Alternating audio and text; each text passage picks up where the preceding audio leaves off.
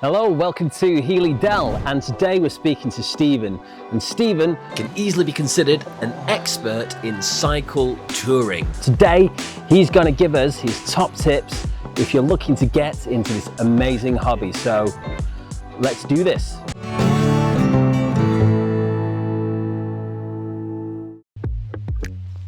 This is Stephen. He's documented his journeys down the Danube Cycle Path, the Slovenian hills, the Tuscany coast, Lake Constance and beyond. He's also the holiday manager of Freewheel Holidays, where he oversees more than 130 cycling tour packages. So if anybody knows the ins and outs of cycle touring, it's Stephen. Stephen, hi. Oh, hello. Nice to meet you. Yeah, good to meet you as well. Thanks so much for agreeing to be on the channel. That's fine, happy to be on it. And you've, I can see you brought the Brompton today as well. Yeah, I thought I'd wheel it out for special occasions.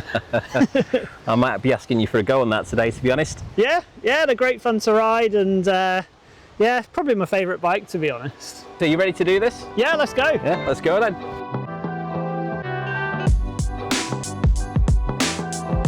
So if you're a beginner, what kind of equipment should you be looking to get for your first cycle touring outing? I think the first thing is probably comfy clothes, things that you're comfortable cycling in all day. It doesn't have to be full cycling lycra, but just you know, comfy shorts, and also you can get those kind of inserts that allow you to have like cycle shorts on over normal shorts. Also breathable clothes, you know, comfy jacket, something warm, and obviously a waterproof in case you know, there's a downpour, because you never know. But yeah, one of the things I've also found is a good rain jacket underneath another jacket, because it keeps the wind out and helps you stay warm throughout the day. So would you say people need to go out and buy new kit? Say you've just got a bike in the shed. Yeah. What advice would you give to somebody if they're just, you know, thinking of getting into it for the first time? I think any bike can be used for cycle touring. Obviously it depends on the terrain, but hybrids are obviously the best choice. It gives you more versatility over where you can ride. But you can do, you know, tours on road bikes. But the best investment you could probably make is a pannier bag and a pannier rack. Just to travel more comfortably on your bike. So when you're planning your cycle tour, yeah, what should you be looking for when booking accommodation? I think proximity to the route you're riding, because there's nothing worse than spending half an hour trying to find a remote hotel, campsite or guest house somewhere. But also, you know, you can stay in youth hostels. There's plenty around the country which are dedicated to cyclists. Also as well, if you go abroad, a lot of the cycling holidays tend to stay in 3-4-star hotels, so you don't always have to, you know, think, oh, I'm going to go cycle tour and I need to stay in the cheapest possible place or a campsite. You do have the option to, you know, stay in nice city centre hotels and then do the ride the next day. Just makes it better for everyone really, particularly if there's a good breakfast as well. So in terms of like bike storage and things along those lines, somewhere to keep your bike safe, you tend to find most hotels are accommodating of cyclists? Yeah, I'd say it's definitely becoming more of a thing now. I mean, hotels sometimes are a bit funny about wheeling a bike through reception in case it makes the floors muddy. Right. But a lot of hotels now have seen the potential in cycle tourism, and you know, they invest in drying facilities, secure bike storage, even bike tools. And obviously it just needs to be secure because you're leaving your bike somewhere that you may not necessarily know, and you know, it's key to completing the tour. When travelling overseas, how important would you say it is to know the local language?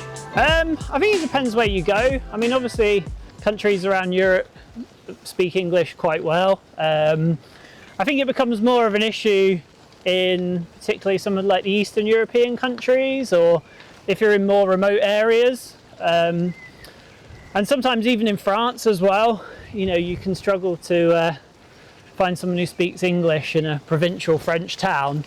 But a lot of the hotels, if not all of them, have got English speakers anymore. Plus you can use your phone to translate as well. So what makes for a good first time route then? I think anywhere where it's largely traffic free. I mean, there's plenty of good options around the canal network, also next to rivers, but it's not really until you go abroad that you see the difference. So for example, I've just come back from riding in the Netherlands and everywhere is like traffic free. Another good place to go is Danube Cycle Path in Austria. It's probably the most popular cycling holiday route in Europe, with thousands of cyclists each year going from Passau to Vienna and then onwards to Budapest as well. Again, for the same reasons, largely traffic free, slightly downhill, and the route's dedicated to cycle touring. So there's cyclist friendly accommodation and places to charge e-bikes, for example. When cycle touring, what would you say the best philosophy is? Would you say it's better to plan everything or be spontaneous? I think from a cycling holiday point of view, an organised one, it's better to have everything organised. I mean, one of the things that I do is obviously book hotels, bike hires, make sure the dates match up to what the customer wants. But from a personal point of view, I mean, being spontaneous is a great way to see different parts of the country, particularly if you take your bike on the train, for example. I used to do quite a lot of spontaneous riding at the weekends, whether it was on my Brompton or my road bike or my mountain bike. But just look online, download some maps, get some guidebooks from bookshop. And one thing that I always found to be a good thing to do was have a reason for going. Right. So it might be an attraction or something that you're interested in, and just plan your day around that. But just try and get out at least once a month or every weekend if you can. What would you say makes a good distance for your first cycle touring outing? I think anything between 30 miles to 50 kilometres, give or take. Yeah. Gives you enough time to ride. It'll feel like you're actually doing a stage or a section of a longer route. But also as well, you don't want to be riding all day. I think one of the things with cycle touring is people have a perception that you've got to be out like from sunrise to sunset, ploughing through the miles or the kilometres. But in reality, a lot of people who go on cycling holidays, they do it for the enjoyment of being in the surroundings and finding places to go. I mean, this is a lovely spot, traffic free, nice greenery, and that's what people want. But a lot of the places where people stay tend to be in city centres, so they also have time to explore the nearest city or town. So it's basically just important to enjoy it. Just enjoy it. Don't worry about covering hundreds and hundreds of miles. Just do as much as you feel you can manage enjoyably. I mean, cycle touring is primarily about enjoyment, I'd say that. But also it's about discovering new places, seeing interesting things along the way. But it's still a challenge. I mean, it's still a physical activity. But the good thing is, if you go and eat somewhere, nice restaurant, for example, or cafe stop, you've still got the rest of the ride to look forward to. Whereas if you just go on like a beach holiday, eat loads of ice creams and, take full advantage of your all-inclusive bracelet, it can be a bit samey every day. Cycle touring is, probably the most varied holiday you can have, really. So say you want to go cycle touring but you don't have anybody to do it with. Should that stop you? Is there anything wrong with going by yourself? No, I don't think there is. I mean, I've been on plenty of cycle tours on my own. I quite like the challenge of cycle touring by myself, but there are things these days that you can take advantage of. GPX files, you can load apps onto your phone. In Germany and other European countries, you've got really good mapping. So you can actually ride from place to place just by following a line. And on a recent tour I did in Holland, I was on my own then, and you basically just follow these number points. So you make a list of the numbers that you've got to follow, and you just look out for them, and then just look for the next number in the sequence, and you can't really go wrong. And if you do go wrong, well, you can find your way back onto the route quite easily. So say you have a problem with your knee, your back, maybe some mobility issues, something that might be making you feel less confident about going out for a cycle touring outing. What would your advice be? I think obviously if you go abroad, make sure you've got good travel insurance that covers you for cycling. That's a key thing. Also as well, just cycle within your limits too. You know, don't choose a holiday or a tour that's going to be too challenging if you're not able to do it, because it won't be enjoyable for you or anyone else in your group. But I think ultimately one of the biggest innovations has probably been e-bikes. I mean, for example, pretty much every booking that I do now for a cycling holiday has got at least one e-bike on the booking, electric bike. And I think for so many reasons they're so good. I mean, I really like riding them myself. You know, even though I'm on Brompton today. I think having an e-bike, it makes you overcome like wind, rain. They're really good if it's hot as well, because, you know, you can breeze along. And, you know, once the engine or the motor cuts out at like 25 kilometers an hour, if you can keep that consistent pace, you can actually cover quite a lot of ground quite quickly. So yeah, e-bikes definitely one of the best options for a cycle tourer with say mobility issues or anything else. Right, time for a sit down. One thing I see when I'm online especially is people think going cycle touring, especially abroad overseas, is really dangerous, risky, it's unsafe. You know, what would your advice be to people who have that maybe that mindset?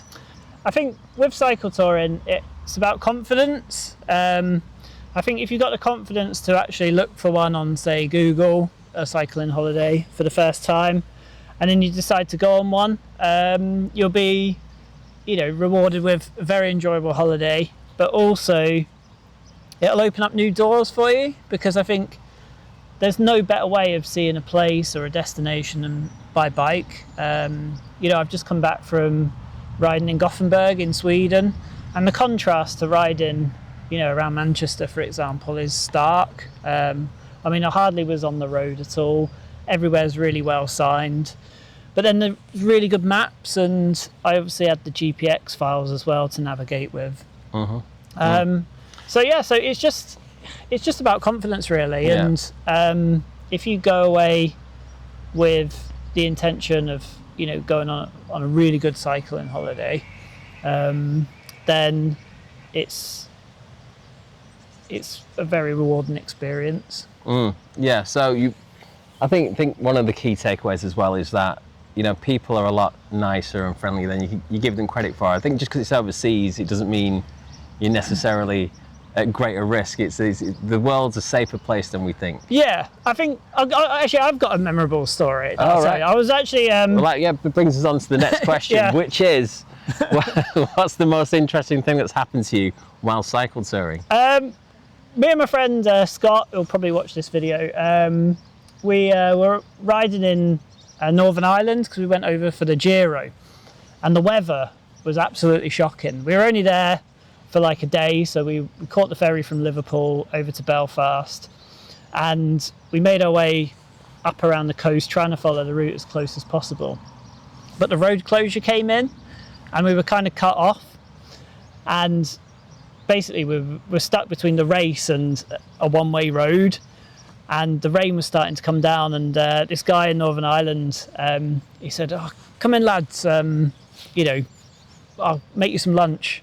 And Brilliant. he did. He just invited us in, and we were just sat there for an hour and a half whilst the race and the rain passed. And yeah, we set off on our way riding over to Portrush. But yeah, I think you have lots of good experiences on cycle tours. And I think I try and take as many pictures as possible, try and record them. I had a blog website for a while that I used to put a lot of my rides on. And I think ultimately, you asked me before about spontaneity versus planned. And I think there's definitely a balance to be had between the two. If you can get a cheap flight somewhere and go away riding somewhere new for the weekend, ideal. But if you've got like a long tour planned that you've had in your mind for ages, like say riding in northern Scotland, like you have, then you know it's something to look forward to that you have to meticulously plan. Very true. Really great answers. Well, thank you so much as well for giving your time up to actually come on the channel today and speak to me. It's so much appreciated.